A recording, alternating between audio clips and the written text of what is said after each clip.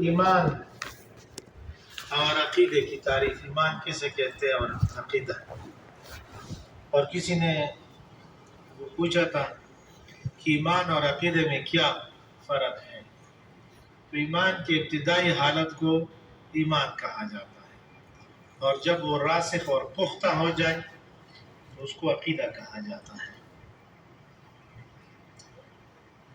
حضرت نے فرمایا تھا کہ ایمان کا ایک اپنا لفظی معنی ہے اور ایک اس کا اصطلاحی معنی ہے، لغوی اور لفظی معنی. تو اس کا لفظی اور لغوی معنی ہے کسی آدمی پر اعتماد کرتے ہوئے اس کے بات کو سچ کہنا ہے. مثلا دور دراز سے کوئی شخص آیا ہے، دوست ہے آپ کا اس پر اعتماد ہے کہ یہ سچ بولتا ہے، جھوٹ نہیں بولتا ہے. اس نے آ کر کے وہاں کا کوئی واقعہ سنایا ہے، یا راستے میں اس نے کوئی واقعہ دیکھا وہ سنایا، آپ کا اس پر اعتماد ہے، آپ نے اس کی بات کی طرف سچ کی نسبت کر دی. لغت میں اس کو ایمان کہا جاتا ہے. اور دین کے اصطلاح میں حضرت لکھتے ہیں ایمان کہتے ہیں کہ محمد صلی اللہ علیہ وسلم کو اللہ تعالیٰ کا سچا اور آخری رسول اور نبی مانا جائے، اور آپ صلی اللہ علیہ وسلم نے جو حقیقتیں اور جو ہدایات و احکامات اللہ تعالیٰ کی طرف سے بتائے اور پہنچائے ہیں، ان سب باتوں کو حق اور سچ مان کر صدق دل سے قبول کیا جائے. یعنی رسول کریم صلی اللہ علیہ وسلم کی اطاعت اور اتباع کو اپنے اوپر لازم کر لیا جائے. ایمان کے اندر 3 جز ہیں. نبی کریم صلی اللہ علیہ وسلم کے مطابق یہ نفس ایمان کی تعریف ہے. پھر آگے ایمانیات ہیں، اس میں سے ہر ایک کی پھر الگ الگ ہے تعریف. تو نفس ایمان کے اندر 3 اجزاء ہیں. نبی کریم صلی اللہ علیہ وسلم کے متعلق بھی 3 باتیں ہیں. پہلی بات تو یہ ہے کہ آپ صلی اللہ علیہ وسلم کو اللہ تعالیٰ کا آخری اور سچا نبی یقین کیا جائے، مانا جائے کہ وہ اللہ تعالیٰ کا آخری اور سچا پیغمبر ہے. دوسرا جز آپ صلی اللہ علیہ وسلم کے ساتھ محبت، اور تیسری بات آپ کو بطور پیغمبر کے قبول کیا جائے. تفصیلاً آپ کو مانے، ما آتاکم الرسول فخذوہ وما نہاکم عنہ فانتہوا، اس طرح تفصیلاً ان کو ماننا. حضرت نے تشریح میں فرمایا تھا کہ اگر ان 3 اجزاء میں سے ایک جز بھی نہ ہو تو بندہ مومن نہیں رہ سکتا ہے. اگر آپ صلی اللہ علیہ وسلم کو اللہ کا آخری اور سچا پیغمبر نہ یقین کیا جائے پھر بھی انسان کافر ہے. اور اگر آپ کے متعلق یہ یقین ہو جائے کہ اللہ کا آخری اور سچا پیغمبر ہے لیکن محبت نہ ہو پھر بھی یہ کفر ہے. یہ ابو جہل وغیرہ بڑے بڑے جو کافر تھے مشرکین مکہ، ان کو یقین تھا کہ آپ اللہ کے پیغمبر ہیں مگر محبت نہیں تھی. اگر محبت بھی ہو، آپ کو سچ اور پیغمبر آخری پیغمبر وہ بھی مانے، مگر آپ کے اوپر جو ہے نا تفصیل ایمان نہ لائے بطور پیغمبر کے آپ کو قبول. پیغمبر کے قبول کرنے کا مطلب یہ ہے کہ وہ جو کچھ فرمایا اس کے مطابق عمل ہو، پھر بھی ایمان نہیں ہے. حضرت ابو طالب کے بارے میں آتا ہے کہ آخری وقت میں نبی کریم صلی اللہ علیہ وسلم پہنچ گئے تو ابو جہل اور اس کا ساتھی وہ بھی بیٹھے ہوئے تھے. نبی کریم صلی اللہ علیہ وسلم نے فرمایا کہ چچا کلمہ پڑھو، ایمان لے آؤ تاکہ میں پھر آپ کی سفارش کروں، قیامت میں شفاعت کروں آپ کی. تو ادھر سے ابو جہل نے کہا، اس کے ساتھی نے بھی کہا کہ اپنے باپ دادا کی دین کو مت چھوڑنا ہے. بہرحال دونوں طرف سے دعوتیں شروع تھی. تو آخر میں اس نے کہا ابو طالب نے کہ اگر ان لوگوں کا خوف نہ ہوتا کہ یہ پھر کہیں گے کہ جہنم کی آگ سے ڈر گیا، اسی لیے اس نے ایمان لے آیا. تفصیلات یہ خوف نہ ہوتا تو نتیجے میں آپ کی آنکھیں ٹھنڈی کر دیتا ہے۔ اور پھر اس نے کہا کہ میں سب کا دن پر جو ہے نا وہ مر رہا ہوں، تو اس کو ہم مومن نہیں کہہ سکتے۔ حدیث میں جو آیا کہ سب سے کم عذاب ہوگا جس جہنمی کو، تو اس کے بارے میں یہی علماء فرماتے ہیں کہ وہ یہی ابو طالب ہوگا۔ اور آپ صلی اللہ علیہ وسلم سے جب پوچھا گیا تو فرمایا کہ اگر میں نہ ہوتا تو یہ جہنم کے بالکل نیچے میں ہوتے، طبقے میں ہوتے، لیکن میری وجہ سے اللہ تعالیٰ نے اس کو جہنم کے اوپر حصے میں رکھا۔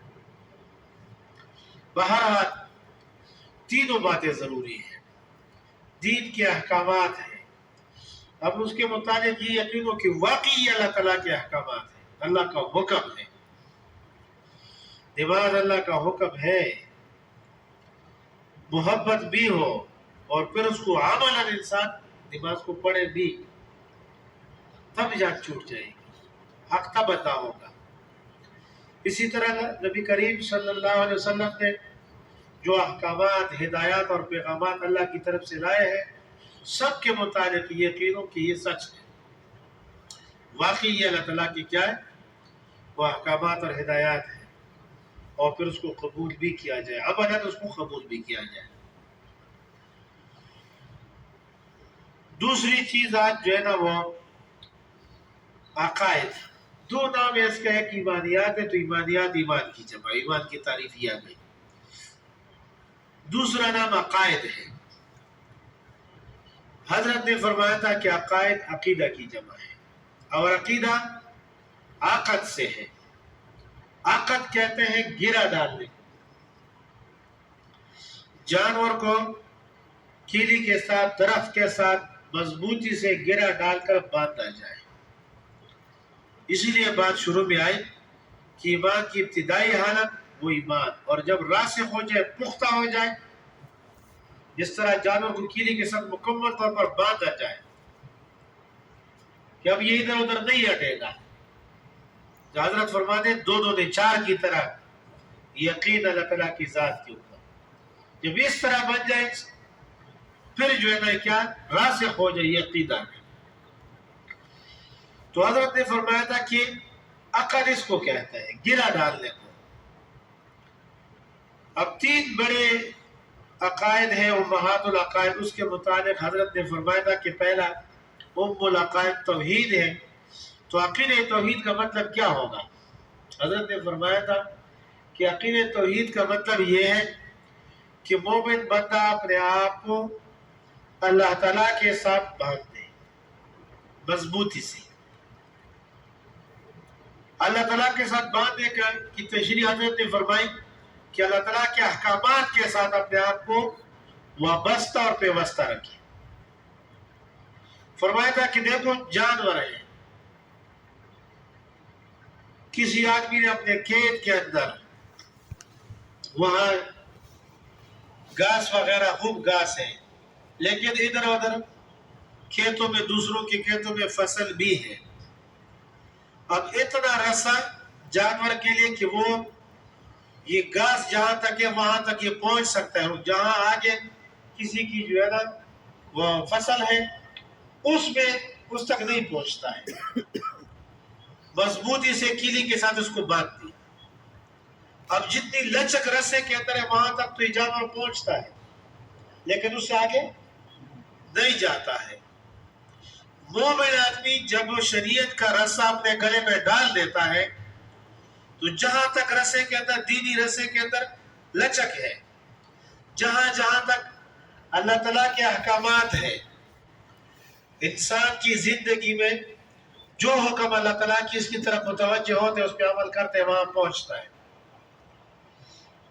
لیکن جہاں جو ہے اللہ تعالیٰ کا حکم نہیں ہے، خواہشات وغیرہ ہے، تو مومن آدمی اپنے آپ کو اس سے پھر روکتا ہے۔ شریعت کا رسہ، دین کے جہاں حکم ہے وہاں تو پہنچتا ہے، لیکن اس سے آگے اللہ کے نامرضیات اس سے اس کو روکتا ہے۔ واقعی اگر یہ مومن ہے اور اس کا ایمان جو ہے نا واقعی راسخ ہو چکا ہے، ان کے اندرونی کیفیات اور جذبات سدھر چکے ہیں، پھر یہ شریعت اس کو جو ہے نا اللہ کے نامرضیات سے روکتے ہیں.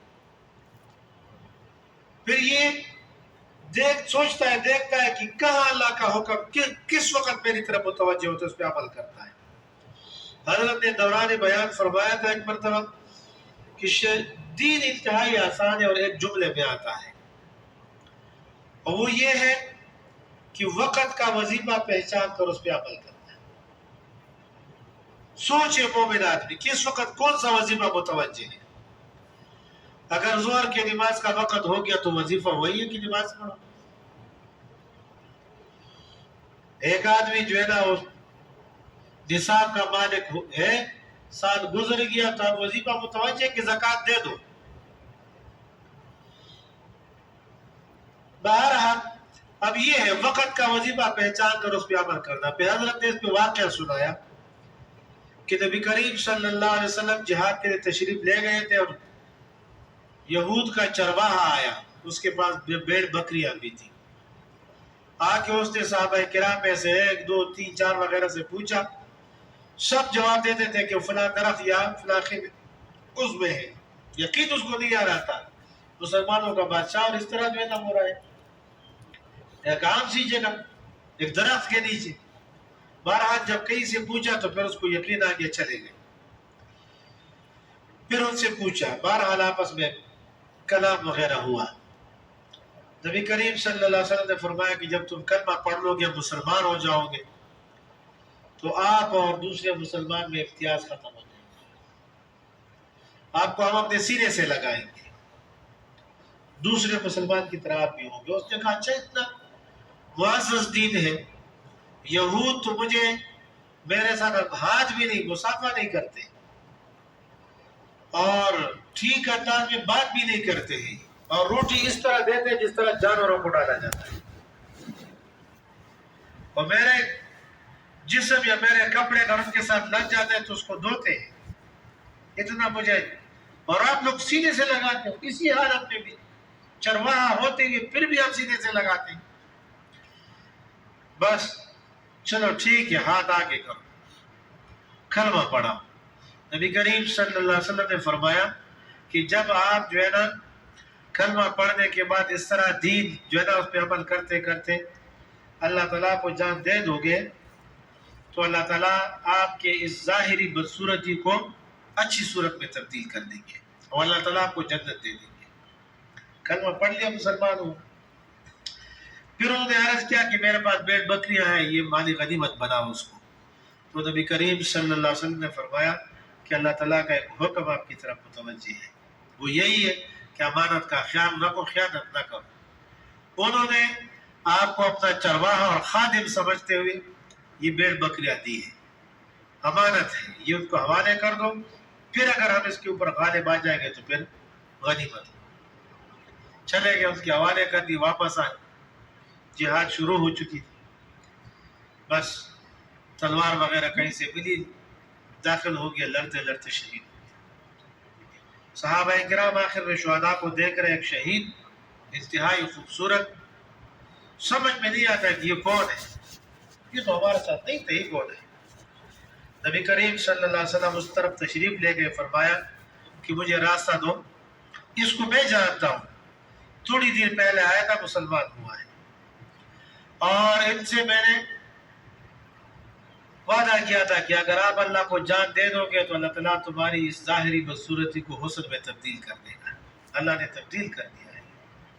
اور میں نے ان سے یہ بھی، نبی کریم نے یہ بھی فرمایا تھا ان سے کہ اللہ آپ کو جنت دیں گے، تو آپ صلی اللہ علیہ وسلم نے فرمایا کہ میں دیکھ رہا ہوں کہ اللہ تعالیٰ کو جنت دے رہے. یہ ہے، اس کی کھاتے میں نماز نہیں ہے، زکوٰۃ کی ادائیگی نہیں ہے، حج کی ادائیگی نہیں ہے. 2 وظیفوں پر عمل کیا ہے، امانت کا خیال رکھا ہے اور جہاد، اور جنت پہنچ گئی. اور دنیا میں ابھی پڑا ہوا ہے کہ اس کے اللہ تعالیٰ نے جو ہے نا وہ ظاہری شکل و صورت تبدیل کر دی ہے. تو بہرحال وقت کا وظیفہ پہچان کر اس پہ عمل کرنا. مومن آدمی جب اس کا توحید عقیدہ بن جاتا ہے پھر وہ کیا کرتا ہے؟ اللہ تعالیٰ کے دین کے احکامات اس پہ عمل کرتا ہے، قرآن پہ عمل کرتا ہے، اللہ کی نامرضیات جس سے اللہ تعالیٰ ناراض ہوتے ہیں ان اعمال سے اپنے آپ کو روکتا ہے۔ جانور بھی عجیب ہوتے ہیں، دن میں کہتے یہاں مفتی انور صاحب بھی میرے ساتھ تھے، ایک گدھا کسی نے باندھا تھا، اب اس طرف جو ہے نا راستے کے گھاس زبردست قسم کا ادھر باندھا ہوا تھا، یہ ظالم کا بچہ اس طرف، وہاں گھاس بھی نہیں تھا، ادھر کھڑا تھا۔ اگر مومن آدمی اس طرح ہے کہ زبان سے تو کہہ رہے کہ میں نے شریعت کے رسی اپنے گلے میں ڈال دی، جہاں اللہ کی مرضیات ہوتے ہیں وہاں نہیں ٹیکتے، جہاں نامرضیات ہوتے ہیں ادھر ہی کھڑا ہو جاتا ہے، جھوٹ یہ بولتے ہیں، خیانت یہ کرتا ہے، دھوکہ وعدہ خلافی اس کے اندر ہے، پڑوسی کے حقوق یہ پامال کرتا ہے، کہاں پھر یہ اس کا عقیدہ کدھر بنا ہوا ہے؟ تو بہرحال یہ کہ شریعت کا رسا اس طرح اپنے گلے میں ڈالا جائے، دونوں نچار کی طرح ایمان اور یقین و اللہ کے اوپر، پھر احکامات پر عمل، اللہ تعالیٰ کے حوالے ہو جانا، فَلَهُ أَسْلِمُوا، اس کے حوالے ہو جاؤ، وہ یکتا ہے، تمہارا الہ یکتا ہے، اس کے حوالے ہو جاؤ، تو مکمل کامل طور پر اس کے حوالے ہو جاتا ہے۔ دوسرا عقیدہ رسالت، عقیدہ رسالت حضرت نے فرمایا تھا کہ اس کا مطلب پھر یہ ہوگا کہ جب نبی کریم صلی اللہ علیہ وسلم پر انسان ایمان لے آتا ہے اور اس کی سنتوں پر عمل شروع کر دیتا ہے تو پھر جو ہے نا یہ اپنے آپ کو نبی کریم صلی اللہ علیہ وسلم کی نبوت کی 23 سالہ زندگی کے ساتھ اپنے آپ کو باندھ دیتا ہے۔ آپ صلی اللہ علیہ وسلم کی ساری زندگی بچپن سے لے کر کے نبوت سے پہلی زندگی بھی آپ کی قابل تقلید، ایک لحظہ کے لیے اس کے اوپر انگلی نہیں اٹھا جیسے کہ آخامی ہے، اللہ کے پیغمبر ہے، نمونہ ہے ہمارے لیے۔ تو بہرحال آپ صلی اللہ علیہ وسلم کے نقش قدم پہ چلنا اس طرح جو ہے نا اپنے آپ کو اس کے ساتھ سنتوں کے ساتھ باندھ دیتا ہے کہ کوئی بھی حکم متوجہ ہو نبی کریم صلی اللہ علیہ وسلم کی سنت کی روشنی میں اس کو ادا کرتا ہے۔ اس کو کہتے ہیں عقیدہ رسالت۔ اور تیسرا ہے آخرت کا عقیدہ۔ تو حضرت نے فرمایا تھا کہ اپنے آپ کو آخرت کے ساتھ باندھنا، فرمایا کہ اس کی مثال، اس کا وضاحت کے طور پر فرمایا تھا کہ مطلب اس کا یہ ہے کہ جب دنیا میں یہ سوچتا ہے یا یہ کام کرتا ہے یا یہ بات کہتا ہے تو اس کو آخرت کی ترازو میں تول کے کرے۔ اگر وہ سوچ، قول اور فعل وہ جنت کے پلڑے میں پڑ رہا ہے تو ٹھیک ہے، اس کو کیا جائے، اور وہ جہنم کے پلڑے میں تو پھر سے باز آ جائے۔ اس طرح آخرت سامنے ہو۔ ہم زبان سے تو کہتے ہیں کہ ہمارا آخرت پر ایمان ہے۔ حضرت نے فرمایا کہ اگر مسلمانوں کا آخرت پر یقین تو دور کی بات ہے، اگر آخرت پر خیال بھی حاصل ہو جائے تو تمام مسلمان گناہوں سے رک جائیں گے۔ حضرت نے تو اس پیڑے سے فرمایا کہ ہم اگر اس طرح کریں، مطلب یہی تھا۔ اب یہ بات بظاہر عجیب لگتی ہے کہ آخرت پر ایمان کیوں نہیں ہے ہمارا؟ آخرت پر ہمارا ایمان ہے، یقین ہے۔ حضرت نے مثال پیش کی، پھر پتہ چلتا ہے کہ واقعی بات یہی ہے۔ حضرت نے فرمایا تھا مثال کے طور پر ایک آدمی ہے، مضبوط دل والا ہے، اس کے پاس لوگ بھی ہیں، خادم وغیرہ بھی ہے، اس کے پاس اسلحہ بھی ہے، اس کی دشمنی ہے۔ تو حضرت نے فرمایا کہ وہ کربوغے کا، مثلاً کربوغے کا ہے، وہ ادھر یخا تک آیا ہے، جس کو ہم کنڈا کہتے ہیں، یہ پہاڑی۔ اب دوابہ جا رہا ہے، اس کے پاس 2-3 گاڑیاں ہیں، اسلحہ بھی ہے۔ حضرت نے فرمایا کہ سامنے سے ایک آدمی آیا، وہ بھی کربوغے کا ہے لیکن انتہائی جھوٹا، جس نے پوری عمر میں کبھی سچ کہا ہی نہیں ہے، وہ آ گیا۔ اب اس نے کہا کہ خان صاحب کہاں جا رہے ہیں، خیر ہے؟ وہ کہتے ہیں میں تو دعا میں جاتا ہوں۔ اس جھوٹے نے اس کو کہا کہ وہ آگے سامنے جو درخت ہے اس میں تمہارے دشمن نے جو ہے نا مورچے سنبھالے، چھوٹا بڑا اسلحہ ہے ان کے پاس تیار کرے، وہ پتہ چل چکا ہے کہ یہاں سے آ رہا ہے، آپ جائیں گے تو سب کو جو ہے نا وہ چلی کر دیں گے۔ تو حضرت نے فرمایا تھا کہ یہ شخص مضبوط دل والا بھی ہے، جس کے پاس اسلحہ بھی ہے، پورا ساز و سامان اس کے پاس موجود ہے، ڈرتا نہیں ہے، اور سامنے والا شخص انتہائی جھوٹا ہے جو ہمیشہ جھوٹ بولتا ہے، اس کو یقین ہے کہ جھوٹ بولتا ہے، لیکن اس کا خیال بنتا ہے کہ ہو سکتا ہے آج اس نے سچ کہا، ویسے تو سچ کے قریب ہی نہیں جاتا یہ، لیکن آج ایسا نہ ہو کہ سچ نہ کہا اس ظالم نے، تو ویسے مفت کی مصیبت دینا بول لینا، اس سے بہتر یہی ہے کہ نہ جاؤں تو دوسرے راستے سے چلا جاؤں گا۔ اب یہ شخص جو ہے نا باوجود اس کے کس کو یقین ہے کہ جھوٹا شخص ہے، لیکن اس کا خیال ہے کہ شاید سچ بولتا ہے، یہ ادھر سے واپس جائے گا، کربوگا کے درمیان سے نکل کر پہاڑی کے اس طرف سے ایسے جائے گا کواب آئے گا، لمبا چوڑا راستہ اختیار کریں گے۔ حضرت نے فرمایا تھا یہاں سے نیچے جا کر کے وہاں پہلا پہاڑی کراس کر کے جائے گا ساتھیوں کے ساتھ، اس راستے کو کیوں، اس کا خیال ہے کہ اس شخص نے سچ کہا۔ تو حضرت نے فرمایا تھا کہ جس مسلمان کو یہ یقین ہے کہ قیامت ہے اور وہاں حقوق کے متعلق پوچھا جائے گا، حقوق والے بات میں اگر کسی نے کوئی کوتاہی کی ہے، کسی کا حق مارا ہے، تو اس کے نیک اعمال اس کو دیے جائیں گے، اگر اس کے پاس نیک اعمال ختم ہو جائے، لوگوں کے حقوق رہتے ہیں تو ان کے گناہ اس کے کھاتے میں ڈالے جائیں گے۔ اگر کسی کا یہ یقین ہو کہ واقعی اس طرح معاملہ ہوگا، وہ کسی کا حق مارے گا، تو یہ حقوق جو مارے جاتے ہیں مطلب یہ کہ یہ خیال بھی نہیں ہے، صرف زبانی بات ہے۔ ایک واقعہ کو خود ہمارے ساتھ ہوا ہے، ایک بچہ یہاں چلے میں تھا، اس نے کہا کہ میرے والد صاحب اور میرے بڑے بھائی کا آپس میں نہیں لگتی ہے، اور بڑا بھائی جو ہے نا وہ کہتا ہے کہ مجھے دنیا کی جو میری چاہت تھی، خواہش تھی، سب پورا ہو گیا، ایک میری خواہش ہے کہ والد راضی ہو جائے بس۔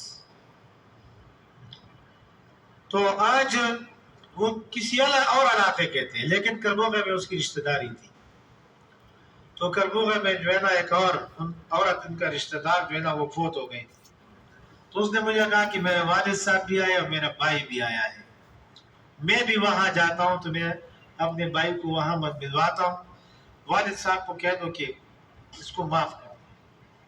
تو میں یہاں ہمارے ساتھ دور حدیث میں اس وقت پڑھتا تھا، حاجی رومان صاحب تبلیغی بھائی ہے، سال بھی ابھی رمضان سے پہلے سال لگایا اس نے، بلکہ رمضان میں سال اس کا پورا ہو گیا، تو میں اس کو بھی ساتھ لے گیا، میں نے کہا جاؤ اس کو بات کرتے ہیں۔ اب جس کے پاس جا رہے تھے وہ 7 مہینے لگا کر کے آیا تھا، سفید داڑھی زبردست قسم کا، اس کو پھر بھائی سے پہلے میں نے پھر اس کے والد کو کہا، اس کے ساتھ جنازے میں تھوڑا سا وقت تھا، سویرے چلے گئے وہاں، اس کو بات کی کہ دیکھو اب اس کو معاف کر دو، کہتے کہ نہیں میں اس کو معاف نہیں کرتا، سخت قسم کا آدمی تھا۔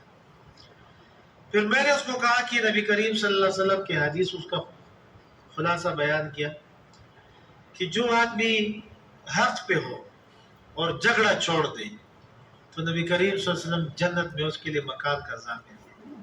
تو میں نے اس کو کہا کہ ہم تو دوڑ دھوپ اسی لیے کرتے ہیں تاکہ جنت مل جائے، اللہ راضی ہو جائے، اب اس عمل پہ اللہ تعالیٰ سے راضی ہوں گے، نبی کریم صلی اللہ علیہ وسلم کا فرمان ہے، کوئی معمولی بات نہیں ہے، آپ اس کو معاف کر دیں تو جھگڑا چھوڑ دیں۔ اس نے عجیب بات کہی، اس نے کہا کہ اگر اس بیٹے کی جگہ اللہ تعالیٰ مجھے جہنم میں ڈالنا چاہتے تو مجھے جہنم قبول ہے، لیکن اس کو معاف نہیں کرتا۔ اب آپ سمجھیں، وہ سوال یہ ہے کہ یہ شخص جو سفید داڑھی جو ہمیشہ اعمال میں جڑتا ہے، تکبیر اللہ جو ہے نا وہ اس کے ساتھ نماز پڑھتا ہے، تلاوت وغیرہ، چاش، اشراق وغیرہ تمام چیزیں کرتا ہے، سب کچھ بزرگوں کے پاس پہنچ جاتا ہے، خانقاہ بھی جاتا ہے، تبلیغ میں بھی جاتا ہے، اور علماء کرام کے مجلس میں بھی بیٹھتا ہے، لیکن اس کا آخرت پر ایمان ہے؟ اس نے جہنم کو سمجھا کیا ہے؟ ہم تو زبان سے کہتے ہیں جہنم قبول ہے، لیکن جہنم کیا چیز ہے؟ کبھی ہم نے قرآن نے جو فرمائے جہنم کے متعلق، نبی کریم صلی اللہ علیہ وسلم کے ارشادات میں جو جہنم کے متعلق آیا ہے، آپ صلی اللہ علیہ وسلم پر اگر ایمان ہے اور محبت ہے تو اس کی بات پر کیوں عمل نہیں ہوتا ہے؟ جو بہت سارے واقعات، بیٹے نے والد کو قتل کیا، والد نے بیٹے کو قتل کیا، یہ کبولا میں اس طرح ہوا ہے، اس کا اللہ پر ایمان ہے؟ ایک مسلمان دوسرے مسلمان کو قتل کرتا ہے، چوری کرتے ہیں، ڈاکہ کرتے ہیں، دوسرے کی عزت کو تار تار کرتے ہیں، اس کا آخرت پر کیسے ایمان ہے؟ ایک یہ ہے کہ انسان کبھی جذبات سے مغلوب ہو کر کے وہ گناہ کر لیتا ہے، نہیں، مزے سے گناہ کرتا ہے۔ ایک آدمی چلو وہ اس کو پتہ نہیں ہے، اس نے ایک بات کہہ دی، لیکن ایک آدمی کے سامنے تم اللہ کے رسول کی بات رکھ دو، حدیث رکھ دو، پھر اس کو وہ ٹکرا دو۔ یہ نبی کریم صلی اللہ علیہ وسلم کے ساتھ محبت ہے، یہ اس پر ایمان ہے، رسالت پر ایمان، اس کو کہتے ہیں آخرت پر ایمان، یہی ہے۔ عجیب۔ اور اس سے پوچھو تو دعاؤں میں کہے گا کہ یا اللہ مجھے جنت دے دو، مجھے یہ دے دو، تو جنت تو نبی کریم نے فرمایا آپ کو کہ جھگڑا چھوڑ دو، آپ کو جنت ملے گی، جنت کی اعلیٰ جگہ میں آپ کو جنت ملے گی، لیکن جھوٹ چھوڑ دو، چاہے مذاق میں کیوں نہ ہو۔ ہم نہیں چھوڑتے، جھوٹ بولتے ہیں، خیانتیں کرتے ہیں، پتہ نہیں کیا کیا کرتے ہیں، پھر بھی ہم کہتے ہیں اللہ والے، مسلمان ہیں، ہمارا ایمان ہے، آخرت پر بھی ایمان ہے۔ تو بہرحال آخرت کا عقیدہ تب ہوگا کہ جب جو ہے نا دوسرے کے حق سے انسان جو ہے نا کہاں پہ دنیا میں یہ ہو کہ کسی کا حق میرے اوپر نہ رہ جائے۔ اور حضرت نے فرمایا کہ دو ذمہ داری ہماری، ایک خود بھی دوسرے کا حق ادا کیا جائے، اور دوسرا یہ کہ حق دلوایا جائے۔ اس پہ بس نہیں ہے کہ میں نے دوسروں کے حقوق ادا کر کے بس نہیں، ایسے معاشرے کی قیام اور اس کی بقا، اس کے لیے کوشش یہ ہمارے لیے ہماری ذمہ داری ہے کہ جس میں کسی مظلوم کا حق غصب نہ ہو، ہر ذی حق کو اس کا حق مل جائے، خود بھی انصاف دے اور دوسرے سے دلوائے بھی۔ حضرت ابوبکر صدیق رضی اللہ عنہ فرماتے کہ اسلامی حکومت کے اندر، اسلامی نظام کے اندر سب سے مضبوط آدمی مظلوم ہوتا ہے، مظلوم سب سے مضبوط، کیوں؟ پورا اسلامی معاشرہ اس کے ساتھ کھڑا ہے۔ اور عجیب ہے ہمارے معاشرے کے اندر، ایک آدمی آتا ہے مجمع، بڑے مجمع میں دوسرے کی پٹائی کرتا ہے، دوسرے اس کو ویڈیو بناتے ہیں، اس کو قتل کرتے ہیں اور ویڈیو بناتا ہے، روکتا نہیں ہے۔ کیسے بھی اللہ پر ایمان ہے؟ مظلوم کی مدد اور ظالم کی مدد کو ظلم سے روکنا، یہ نبی کریم صلی اللہ علیہ وسلم نے نہیں فرمایا، پھر بھی ہم کہتے ہیں۔ بہرحال اب عقیدہ اس کے کیا تھے، ایسا جو ہے نا یہ ایمان جو ہم زبان سے پڑھتے ہیں، ایمانیات جو زبان سے پڑھتے ہیں، یہ دل میں ایسے راسخ ہو جائے، پختہ ہو جائے، تب اس کو عقیدہ کہا جاتا ہے۔ دوسری چیز آج جو ہے نا کفر، یہ مختصر ہے۔ کفر حضرت نے فرمایا تھا کہ ایمان کی تعریف سے اور تشریح سے خود بخود کفر سمجھ میں آ جاتا ہے، کیونکہ کفر اور ایمان ایک دوسرے کے ضد ہے، اور ایک ضد سے اس کا ضد جو ہے نا وہ پہچانا جاتا ہے۔ گرمی سے سردی کا احساس ہوتا ہے اور سردی سے گرمی کا احساس، تو جب یہ کہ آپ صلی اللہ علیہ وسلم نے اللہ تعالیٰ کی طرف سے جو ہدایات اور احکامات لائے ہیں، فرائض وغیرہ جو قطعی اور یقینی ہیں، ان کو سچ جاننا، محبت رکھنا اس کے ساتھ، اور ٹھنڈے دماغ سے قبول کرنا ایمان ہے۔ اب یہی اجزاء ہٹا دو تو کفر ہے۔ ویسے حضرت نے لکھا بھی فرمایا بھی تھا کہ کفر کی لفظی دو معنی ہیں، ایک انکار کرنا اور ایک چھپانا۔ حضرت نے فرمایا تھا کہ دہریہ کافر ہے۔ دہریہ کو کیوں کافر کہتے ہیں؟ اللہ تعالیٰ کی ذات ایک حقیقت ہے، وہ اس حقیقت کو چھپانے کی کوشش کرتا ہے تو کافر ہے، اور وہ اس حقیقت پر پردہ لاتا ہے، انکار کرتا ہے اس حقیقت کا تو کافر ہے، اور اس حقیقت پر پردہ لاتا ہے، چھپاتا ہے تو کافر ہے۔ تو بہرحال انکار کرنے کو اور چھپانے کو کفر کہا جاتا ہے۔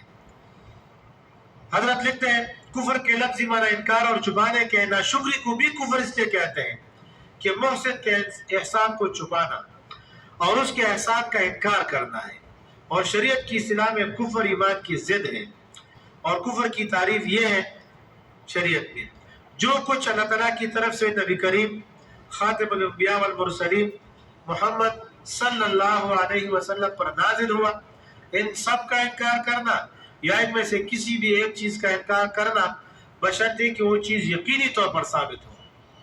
مثلا ایک شخص دین اسلام کے تمام عقائد اور احکامات اور تعلیمات کو حق جانتا اور مانتا ہے، مگر صرف فرشتوں کے وجود کا منکر ہے، یا صرف تقدیر کا منکر ہے، یا صرف ختم نبوت کا منکر ہے، یا صرف نماز کی فرضیت کا منکر ہے، یا صرف سود کی حرمت کا منکر ہے، یا فریضہ جہاد کا منکر ہے، یا شرعی احکامات پر تنقید کرے، یا اسلامی شاعر کی توہین کرے، یا ان کا مذاق اڑائے، یا شرعی سزاؤں کو ظالمانہ اور وحشیانہ کہے، تو ایسا شخص دائرہ اسلام سے خارج اور کافر ہے۔ خلاصہ یہ ہوا کہ دین اسلام کی یقینی بات یا حکم کا انکار کرنا یا اس کو تبدیل کرنا